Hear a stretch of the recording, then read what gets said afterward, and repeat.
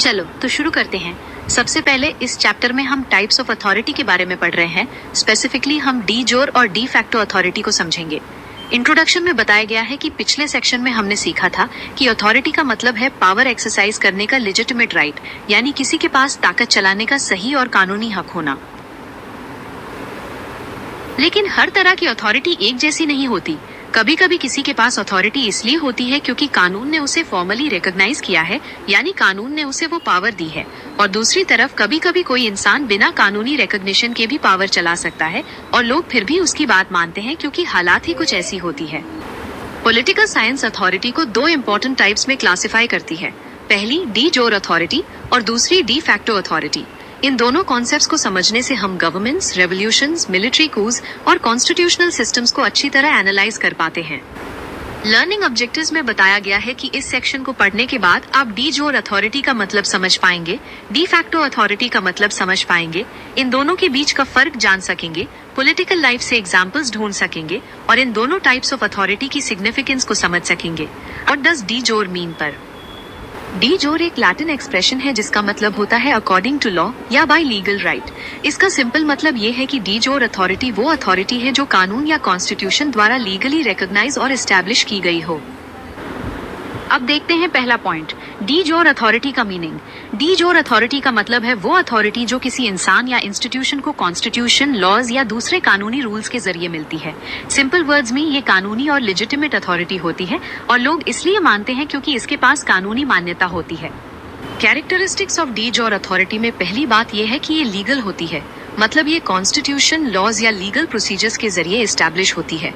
दूसरा, ये लेजिटिमेट होती है, जिसका मतलब है कि लोग इसे सही और कानूनी मानते हैं। तीसरा, ये कॉन्स्टिट्यूशनली रिकॉग्नाइज्ड होती है, यानी इस अथॉरिटी को अपने पावर्स कॉन्स्टिट्यूशनल प्रोविजंस या स्टैट्यूटरी रूल से मिलते हैं। चौथा कैरेक्टरिस्टिक ये है कि ये स्टेबल होती है, क्योंकि ये कानून पर आधारित होती है। ये आमतौर पर शासन में निरंतरता और स्थिरता प्रदान करती है। आखिरी कैरेक्टरिस्टिक ये है कि ये एनफोर्सेबल होती है, यानी सरकारी संस्थाएं इसके फैसलों को कानूनी तौर पर लागू कर सकती हैं। अब आते हैं examples of D jure authority पर। पहला एग्जाम्पल है कि president of India constitution of India के अंतर्गत अथॉरिटी एक्सरसाइज करते हैं, इसलिए प्रेसिडेंट के पास डी जोर अथॉरिटी होती है। दूसरा एग्जाम्पल है जजेस ऑफ द सुप्रीम कोर्ट, जो कॉन्स्टिट्यूशनल प्रोविजन से अपनी अथॉरिटी डिराइव करते हैं, इसलिए वो भी डी जोर अथॉरिटी एक्सरसाइज करते हैं। तीसरा एग्जाम्पल है कि एक डेमोक्रेटिकली इलेक्टेड प्राइम मिनिस्टर जो कॉन्स्टिट्यूशनल प्रोसीजर्स के थ्रू ऑफिस होल्ड करते हैं, वो भी डी जोर अथॉरिटी एक्सरसाइज करते हैं। अब देखते हैं importance of D jure authority. D jure authority constitution government को बनाए रखती है, रूल ऑफ लॉ की रक्षा करती है, पॉलिटिकल स्टेबिलिटी इंश्योर करती है, सरकार में लोगों का विश्वास बढ़ाती है और ताकत के गलत इस्तेमाल को रोकती है। अब आगे चलते हैं और समझते हैं कि डी फैक्ट क्या होता है। डी फैक्ट एक लैटिन एक्सप्रेशन है जिसका मतलब होता है इन फैक्ट या इन एक्चुअल प्रैक्टिस। इसका सिंपल मतलब ये है कि डी फैक्टो अथॉरिटी वो अथॉरिटी है जो असलियत में मौजूद है, भले ही उसे कानूनी रिकॉग्निशन ना मिली हो। अब देखते हैं डी फैक्टो अथॉरिटी का मीनिंग। डी फैक्टो अथॉरिटी का मतलब है वो अथॉरिटी जो कोई इंसान या ग्रुप असल में ताकत और कंट्रोल रखता है, भले ही उसे कानूनी या कॉन्स्टिट्यूशनल रिकॉग्निशन ना मिली हो। सिंपल वर्ड्स में डी फैक्टो अथॉरिटी असल कंट्रोल की वजह से होती है, कानूनी हक की वजह से नहीं। हैं characteristics of D facto authority. पहला कैरेक्टरिस्टिक ये है कि ये एक्चुअल कंट्रोल पर आधारित होती है, मतलब अथॉरिटी इसलिए मौजूद है क्योंकि वो लोग सरकार या इलाके पर असल कब्जा रखते हैं। दूसरा कैरेक्टरिस्टिक ये है कि ये जरूरी नहीं है कि कानूनी हो, ये कॉन्स्टिट्यूशन या एग्जिस्टिंग कानूनों के जरिए रिकॉग्नाइज ना हो। तीसरा कैरेक्टरिस्टिक ये है कि ये अक्सर पॉलिटिकल इंस्टेबिलिटी के दौरान पैदा होती है, जैसे मिलिट्री कूज, रेवोल्यूशंस या सिविल वॉर्स के वक्त। चौथा कैरेक्टरिस्टिक ये है कि ये पब्लिक एक्सेप्टेंस या ताकत पर निर्भर करती है। लोग इसलिए मानते हैं क्योंकि या तो वो अथॉरिटी अफेक्टिव कंट्रोल रखती है या उन्हें सजा का डर होता है। पांचवा और आखिरी कैरेक्टरिस्टिक ये है कि कभी कभी एक डी फैक्टो गवर्नमेंट बाद में कॉन्स्टिट्यूशनल रिकॉग्निशन हासिल करके डी जोर गवर्नमेंट बन सकती है। अब देखते हैं examples of D facto authority. पहला एग्जाम्पल है कि एक मिलिट्री लीडर ताकत सीज करके कू के जरिए देश चलाता है। हालांकि वो गवर्नमेंट कॉन्स्टिट्यूशनल नहीं होती, लेकिन वो डी फैक्टो अथॉरिटी एक्सरसाइज करती है क्योंकि उसका स्टेट पर कंट्रोल होता है। दूसरा एग्जाम्पल है रेवोल्यूशन के दौरान रेवोल्यूशनकारी लीडर्स देश चला सकते हैं जब तक कि नया कॉन्स्टिट्यूशन अडॉप्ट ना हो। शुरुआत में उनके पास डी फैक्टो अथॉरिटी होती है। एग्जाम्पल ये है कि अगर कोई रेबल ग्रुप किसी इलाके पर कब्जा कर ले और उसे बिना कानूनी मान्यता के चलाए तो वो उस टेरिटरी पर डी फैक्टो अथॉरिटी एक्सरसाइज करता है।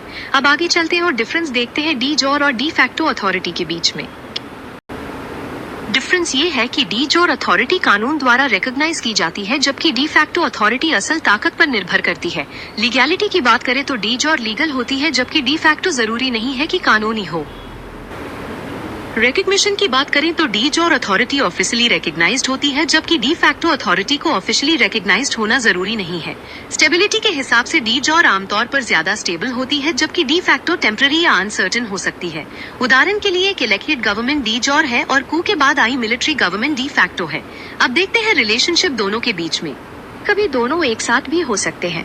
जैसे एक डेमोक्रेटिकली इलेक्टेड गवर्नमेंट के पास डी जोर और डी फैक्टो अथॉरिटी दोनों होती है, क्योंकि वो लीगली रिकॉग्नाइज्ड भी होती है और असल में गवर्न भी करती है। लेकिन कभी कभी ये अलग हो सकते हैं, जैसे एक इलेक्टेड गवर्नमेंट लीगली तो पावर में रहे, लेकिन मिलिट्री टेक ओवर के बाद उसका कंट्रोल खत्म हो जाए, तो military rulers de facto authority exercise करते हैं। अब देखते हैं importance of understanding these concepts. इन दोनों कॉन्सेप्ट्स को समझने से हम constitutional governments, revolutions, military coups और पॉलिटिकल ट्रांजिशंस को समझ सकते हैं और लॉफुल गवर्नमेंट्स में फर्क देख सकते हैं। अब आते हैं इंडियन कॉन्टेक्स्ट पर।